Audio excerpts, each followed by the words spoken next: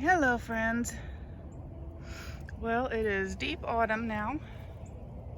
It is Thanksgiving Day and I need to do things like cover up the taro that I'm looking at right now with a whole lot of dry material.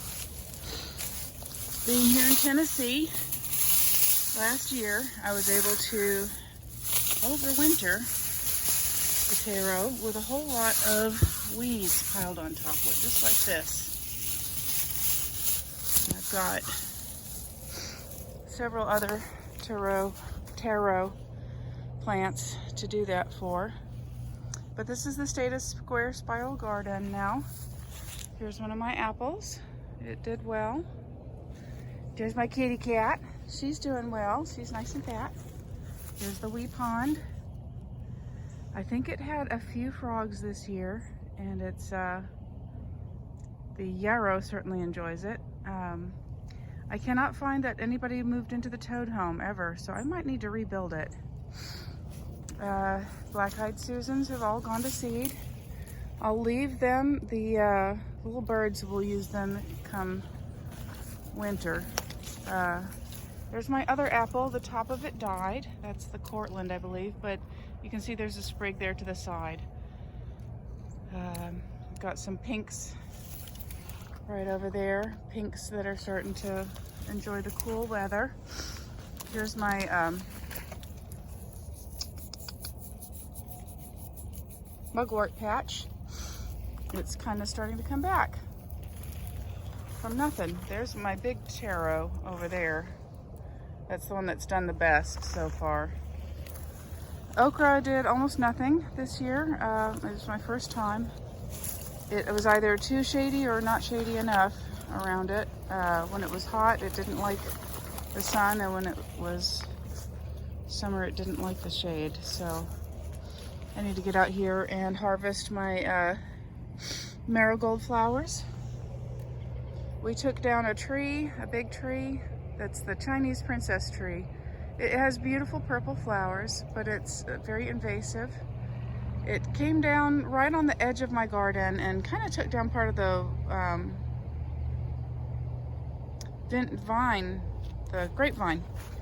But it's all right. It didn't smash anything too important, and the grapevine needs to probably be pruned heavily anyway.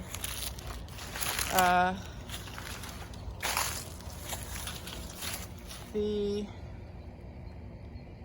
sweet potatoes, I got to get them up out of the ground, and I've just been learning that sweet potato needs to be moved every year, never planted in the same spot. But I've noticed we've got some arugula coming back. That's nice. Probably need to get this cleaned out in here. I'm not going to do that today because, of course, like I said, it's Thanksgiving. Here's our new blueberry. It's really thriving. It's right at the end of a water pipe, so it's getting plenty of moisture. There's another one of our blueberries. I had a lot of goldenrod this year, which turns into this lovely fluff.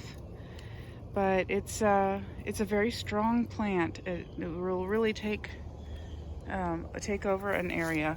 So very typical of my garden. Here's my first blueberry, and it does not seem to enjoy this location. I don't know if I need to move it or what have you. The Gulf fritillaries never really arrived this year. That worries me. This is their primary food source, and it's obviously very cold resistant. It's the passion flower, the maypop vine.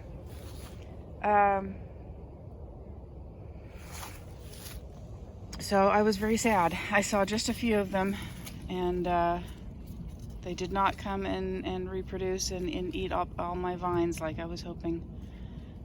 This is the garlic that I got from my friends Angie and Kendall. Super excited about that. I planted it several spots. It seems to have done best in that spot. We've got some mullein, first year mullein coming up. This is very super soft. It's got a little rosette that's at the center. The flower is you infuse it in oil and use that as eardrops. And they say it's cowboy toilet paper, but I don't know if the cowboys actually ever used it. There's the Oxide Daisies that I moved back in the summer. And we've got some tansy over there that's starting to make a comeback. Here's my Wormwood, which is basically decorative. I have not yet used it for anything. But we've also got back over here, we've got a lot of cilantro coming up. Cilantro loves the cool weather, and so does the mint. They're kind of growing here together. So the cilantro or coriander went to seed, and I a lot of the seeds fall. I collected a lot of it and then let a lot of it fall. It doesn't seem to mind growing in the same spot year after year.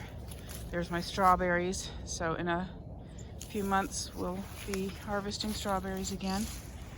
There's the thyme. Thyme seems to like growing with strawberries. These are the seed pods for the Klondike Cosmos. The first year I planted it, it got a good 12 feet high. This year it got about 6 to 8 feet high, so I wonder if it wears itself out in a location. I also planted it along the driveway where it grew about 3 feet high.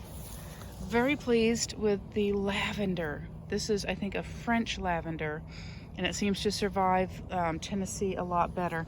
I bought 6 of them, and I think 4 or 5 have survived. Oh, I just walked right past the garlic. More garlic is doing good. Okay, so that patch is also doing well.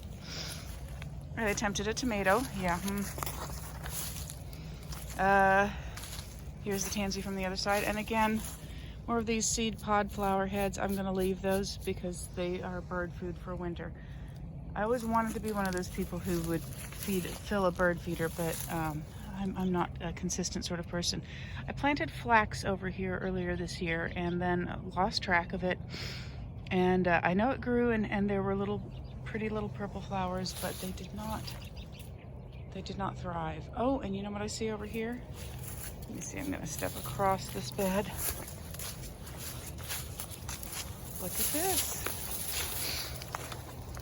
That's asparagus. Asparagus and some trees that I need to cut. So yeah, there should be baby asparagus over here. Look at this, baby asparagus. Baby asparagus, and over here. Good. So we let them grow for a few years, and then the great tree. I cut one of the big branches over here. I actually cut both of them, but I haven't dragged them both off. So that's my garden tour. We've got neighbors planting their houses next door. So they'll be here soon. We'll have a lot of people looking at us. We're hoping to have the hedge well grown in the next couple of years. I spent 5 years cutting privet and honeysuckle out of the woods and all over the property, and now the privet, we're going to let it grow back, and it's happy to do. But it will form the hedge around the outside of the property. And so this year the garden was kind of a bust. We'll see how the potatoes turn out, the sweet potatoes that I tried to grow, that I hopefully grew. The garden was not an entire bust because we had grapes we had a real grape harvest for the first time this year, and back in September, I want to say it was, I crushed them with a potato masher and placed them in a jar with some sugar and just let them ferment for 2 days on the countertop. I didn't boil anything or do anything else to them. I just let the wild yeasts take their time, take their leisure with it. And it was a very interesting fruit drink. It was, it didn't really have a time to actually ferment, but it changed. It was enough to change the flavor, and that was delightful. So you got to focus on the positives, focus on what you did manage to do. And right now I'm looking at all the little birds that are in this tree. I hope they don't make themselves too much at home. Well, that should be an incentive for me to go ahead and get this moved. But I've noticed that my